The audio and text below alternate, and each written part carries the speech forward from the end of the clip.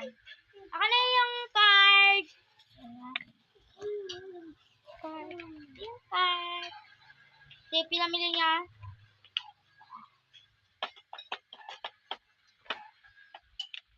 Ito na po. May sukli pa sila. Okay, kita niyo. 10 pesos po yan.